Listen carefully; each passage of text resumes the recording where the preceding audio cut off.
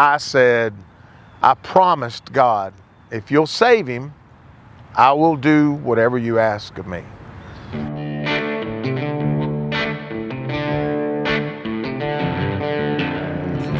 My name is Mike. I'm a grateful believer in Jesus Christ. I struggled with alcohol and drugs for all of my life, minus, I guess, from being a baby and over the past 2.25 years. I was born in Atlanta, Georgia. I have 2 older brothers, 2 older sisters. My parents were both from Atlanta, and they were great people. They loved me very much, and my mom was a hard worker, but there was a lot of alcohol. Alcohol was kind of the path that was taken with them, and us kids just kind of followed along. Addiction started off for me at a very young age because I was the youngest of 5. I sniffed gas for the first time when I was 5. And then I would go to 5- and 6-year-old football. I smoked pot for the first time when I was 9. And that was, and I didn't continue doing it after I'd done it because it kind of freaked me out and made me emotional, made me paranoid actually. And then school was a mess for me. I never really fit into school. They sent me off to this real high-dollar school, and we were very poor and didn't have any of the nice things that everybody else had in this high-dollar school. So I never really had friends there.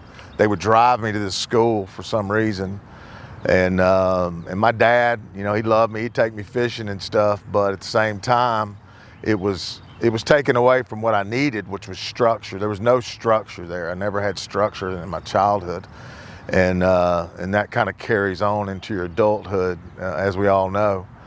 In 6th grade, I got kicked out of school for missing 72 days, and I got sent to a school that was down the street from my house, where I would meet 4 buddies that, till today, are the best friends I've ever had, and the best friends that anybody could have. They helped me.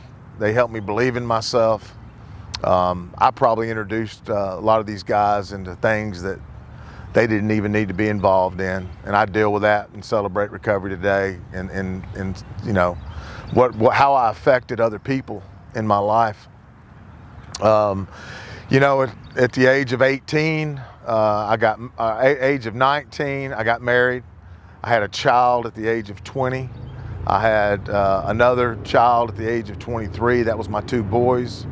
And at the age of 27, I had my daughter, Alexis. She is a lot of my life, and she does great. I messed my boys up because I was never there. I ran a printing company, which I really grew it and made it something special at a young age.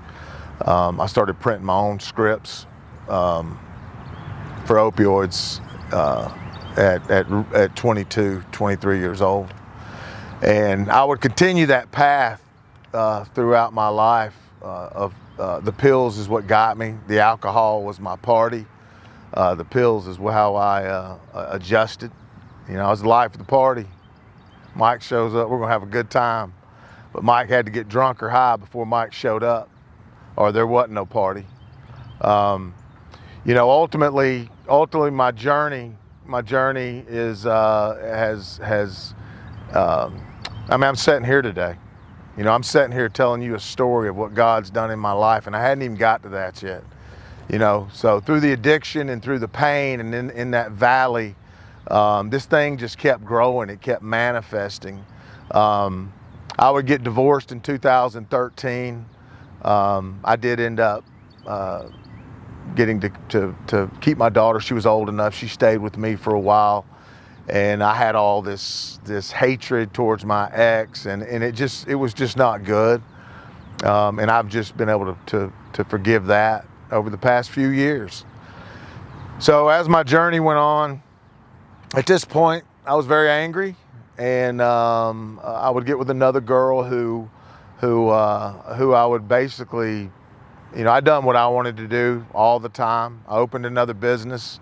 And I done laminating for Publix, and this was all done at night. So I would have uppers. I would take them for days, stay up 2 or 3 days at a time, and then I would crash on some opioid that I would take to go to sleep. I've done this for 5 years. During this 5 years, my sons got worse. My daughter went to school, and since she's tough, and she, you know, and now she's a successful businesswoman, and she's a beautiful girl who I can see myself in. So I didn't fail completely as a father. Raising my boys, I wasn't there, and my life was consumed by drugs and alcohol. But I never knew this. I just never knew it. So I lost everything. Once again, I guess this was in 2017. I found myself laying on a mattress in the back room of my house, alone with nothing. My truck had been taken away. My work trailer had been taken away. My furniture had been taken away. Everything I owned was gone. And I can't put a timeline together for you because I was so out there, up and down, back and forth. My timeline is very confusing for me. I don't recall exactly how this process went down. I told a story last night about I was on this mattress. I prayed to God to just help me, you know, take this pain away, because, man, I was at the bottom. I was at the bottom of the tank. Door didn't open for 3 days. I brought NyQuil in because all my drugs had been cut off from the doctors.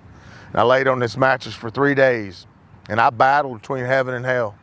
And I wasn't tough enough to take my life, and never, honestly, it's not something I wanted to do.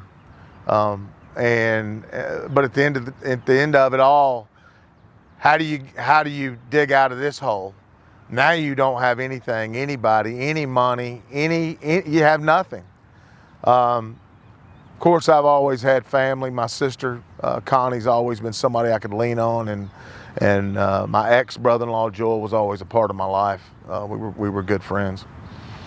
But and I'm going to go too deep into this story, but it's just something that happened. I had a friend of mine. I had a friend of mine allow me to use his van. He done my cabinets for me.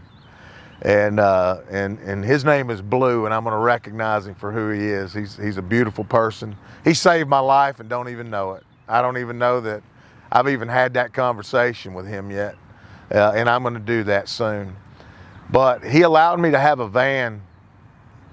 He let me use his van, and he said, "Hey, Mike, why don't we take the accounts you've got? I'm going to manage the money, and we're going to do this." And all this was on a phone call, and that's where I lose track of time. But I'm going to tell you, I left that mattress. I ended up having the van already, so that's where the timeline's messed up. But I got in this van, and I had to make it to his house to get a check to go do a job in Alabama. I had a quarter of a tank of gas. My son had just came by and said he loaded the van up, and he was high. And I had a quarter of a tank, and I had to go to Alabama. And I'll never forget it. I'll never forget it. I prayed, and I'm leaving. I'm going to Alabama, and I'm going to go get this check. And on the way, on McKever Road, I had a big buck run out in front of me, probably a mile from the house. And it changed everything at that point. This deer running in front of me made me stop. And I pulled over on the side of the road. My daughter called me out of nowhere, and she said, "Dad, what are you doing?" She didn't know what was going on, I didn't think. And I still don't know. And I said, "Honey," I said, "I'm going to Alabama." She said, "What's wrong with you?" And I said, "I don't have enough gas to get there." She said, "I need you to meet me over at this gas station." I said, "All right." So I met her at this gas station, and I have no idea how long it had been since I'd seen her, or she'd seen me. But when I stepped out of that van, she didn't know the van, first of all. And when I stepped out of it, she just saw me and started sobbing, started crying. And ultimately, what she saw was somebody that wasn't her father anymore. I had turned into an absolute addict. And I weighed probably 120 pounds. I had a rope tied around my waist for a belt. And she filled my truck up, and she basically said, honestly, my daughter's real. I basically said, "Hey, I love you, but do better. You know, you're better than this." So I went and done my job. Moved in with my sister and my brother-in-law, and continued to use, continued to drink, and ended up going out in the bar one night where I would mistakenly meet my beautiful bride today. But as we sat out and drank, and I was picking up ladies, trying to pick up ladies, and we went back to my brother-in-law's house, I ended up being back at his house at 3 o'clock in the morning, and crazily this young lady walked out from under this tree at about 3 in the morning. I'd never seen her before.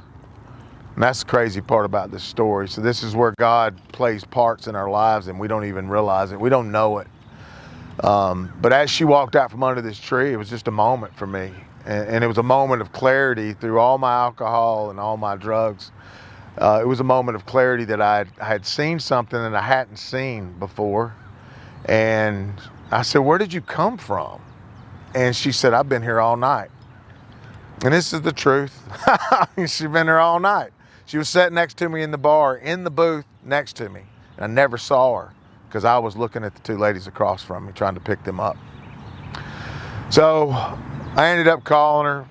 For some reason, she ended up wanting to hang out with me, and I done the same, and we just kind of never parted ways. She's now my wife today, but I ended up moving in with her and her mother, and because I was living with my sister, and she has two sons, Nicholas and Walker, and you know, Walker was and still is just a wonderful young man. He's very strong, you know, played a lot of sports, would fight the fight, go to school every day, love the kid, and he's down in Panama City right now living his best life, fixing to move back up here. But Nicholas had struggled. You know, Nicholas was a young man who had done great in school and was very popular, but he struggled later on when he had been introduced to a pain medicine, which would then turn into more heavier drugs. It would take him through many years of depression and abuse. I ended up going to Celebrate Recovery. This is my first journey to Celebrate Recovery. I went there for my sister and for Trish, because they were there for somebody else. It's just kind of how Celebrate Recovery works. I would sit in the back room for I don't know, a year, 2 years. I don't remember exactly how long it was. And I would listen to everybody and all the problems they had, and I thought, man, what a messed up world this is. You know, how can these people be so screwed up? And I'd go home and I would drink like a fish, and I'd tell everybody to listen to me that wanted to hear about Celebrate Recovery. But one night, Connie and Trish were cooking for the Celebrate Recovery, and I was coming from a trade show, I do believe, and I got a phone call. My sister called me and said something's happened to Nick, and we're at the hospital, and I didn't know for sure if he was passed at that time. So I'm headed to the hospital and I'm praying to God that everything's going to be okay, because that's what you do in a situation like this. But when I arrived at the hospital, Trisha's sitting on a couch. Connie's sitting on the couch, and these two paramedics walked in, and Nick had passed, and they couldn't do nothing for him anymore. And at that time, Roger had already been called. He's the preacher at Crossview, and him and his wife Debbie showed up. And they prayed with us. But I watched a woman be broken to a whole nother level. You can't express when you see somebody that you can't help. You know, we want to help people. We want to truly help people. And I love Trish, and I love her more than anything in this world. And I saw broken, and I saw something I didn't know that we could ever fix, that she could ever be healed from. And I didn't know why or how. I didn't know how I could help Trish, because ultimately I got two young men that are addicts, and I'll go into that a little deeper in a minute. But when we lost Nick that day, I thought I'd lost Trish. I thought I didn't know if I could hold on to her, but the bond was then created. The bond was created, all right? So God done something that day that said, you will protect her to the end of time. She is the one, and you have to help her. And you're going to walk this walk with her. And this journey that we're going to go on is going to have mountains and it's going to have valleys, and you're going to learn how to climb, and you're going to learn how to feel, and you're going to learn who you are. I didn't even tell me all that day, but this path that I've been on is taking me there. So we continued. We literally went back to Crossview, Celebrate Recovery. Everybody there, the Forever family, was a part of this. We laid Nick to rest.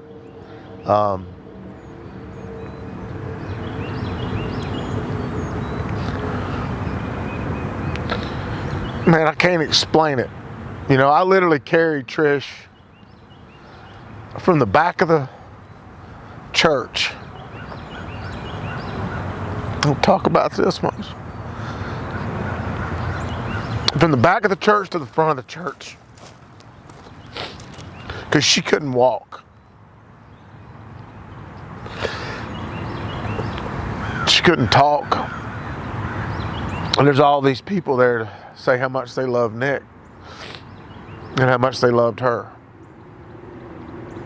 I'm sure it's all a blur to her. I haven't really talked about this part in a long time. But I will tell you something. Trish is a fighter, and God was there with us that day. I remember all the time when I'm sitting there in Celebrate Recovery today of Nick being up there on his knees praying to take this pain away from him. And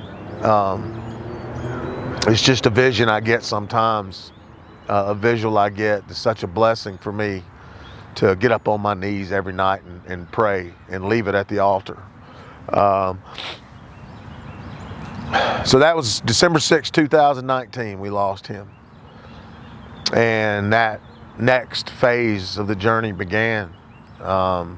Me and Trish would have ups and downs. I was a runner, so I was always, I couldn't find my place in this world.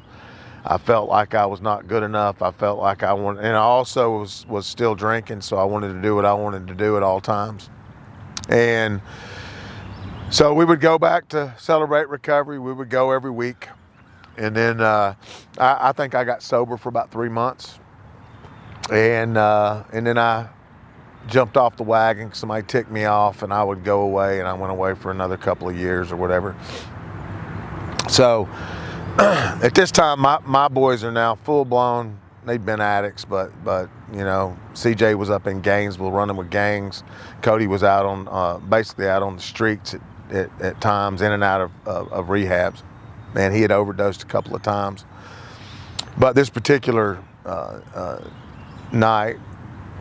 day, Cody had came over to the house. We were preparing for a suicide awareness show. We have a nonprofit, Next Place Project 444, and we were preparing for a show the next day. And here's my son coming in the door, and he was so high on fentanyl that he just wanted to go away. He wanted to die. And I can't express how I feel when there's a child of yours who's going to tell you something that doesn't make any sense, and you can't convince him because the drug is so poison that it literally, he was telling me, Dad, it's the right thing to do. He's convincing me that it's the right thing to do. Imagine that. It's happening all over the world. This is global. It's killing people everywhere. So I had to kind of get him out of the house, take him back over to Joel's where he was living. Here's the problem. I know he's wanting to take his life. He's made that clear. He tried to shoot himself in that house because he told me that as well. Very clear on that. And I pull up in the driveway. You can't 1013 him anymore because they don't allow it because the system's so screwed up that if he says I don't want to do it, they're not going to do it. Regardless if I'm his father or I'm his best friend, or we can't even help folks anymore in these situations. And I pull up in a driveway with my son sitting next to me thinking, what am I going to do? What am I going to do? How do I save him? I can't let him go in the house because he's going to shoot himself, right? I can't take him to the hospital because they won't 1013 him. I can't take him to a rehab because if he don't want to go, he don't have to go. So I'm literally sitting there in the most defenseless place I could ever be, and I'm thinking to myself,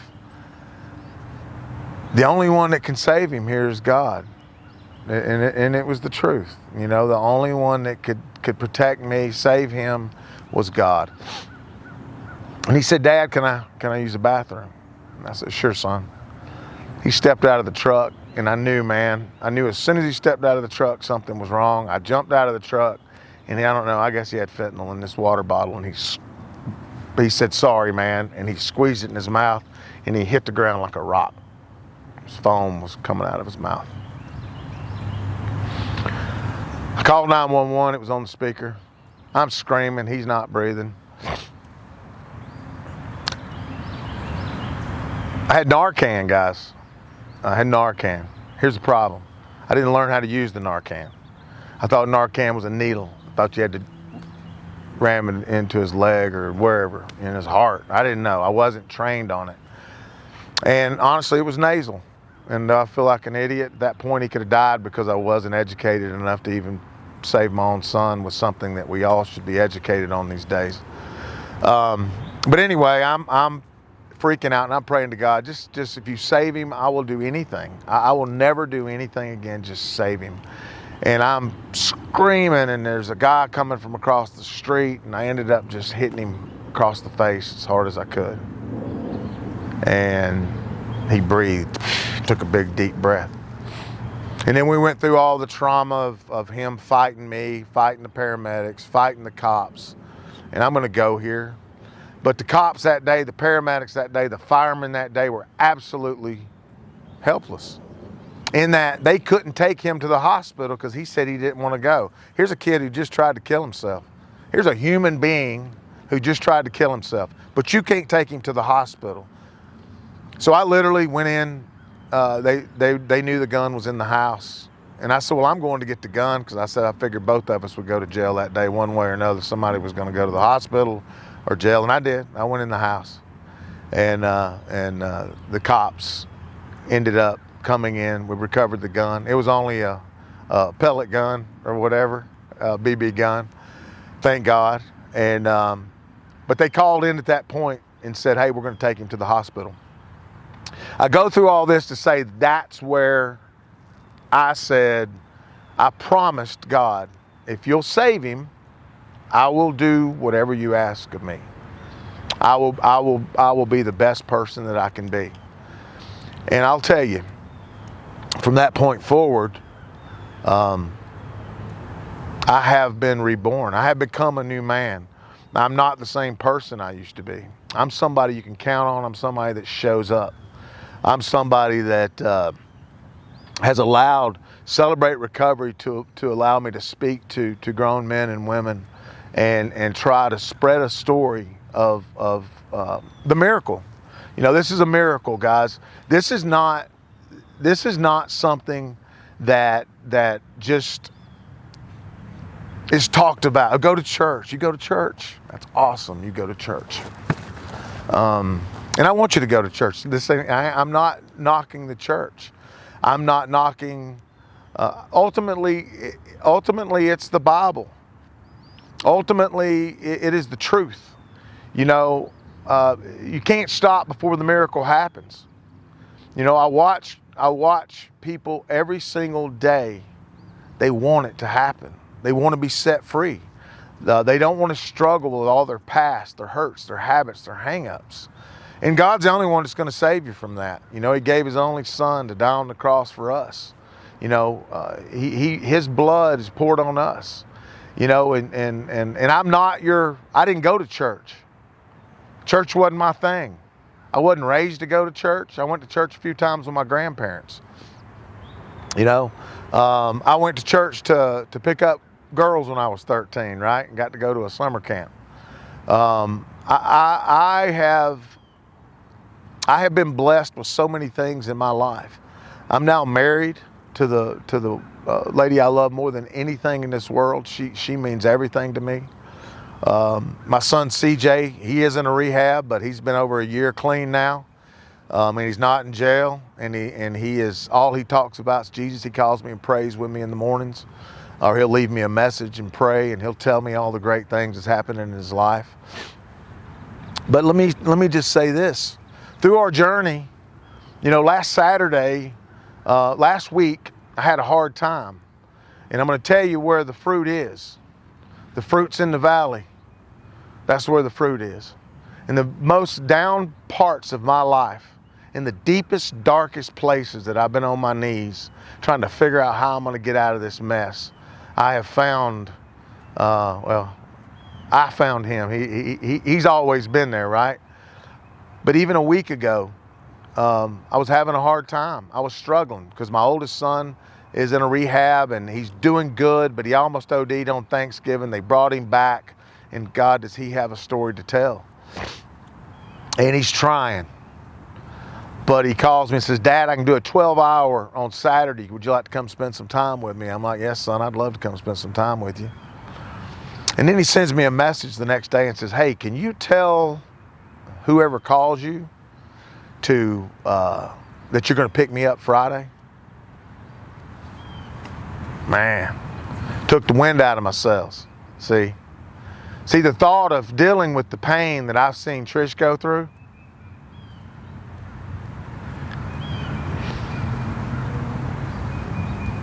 paralyzes me. It paralyzes me.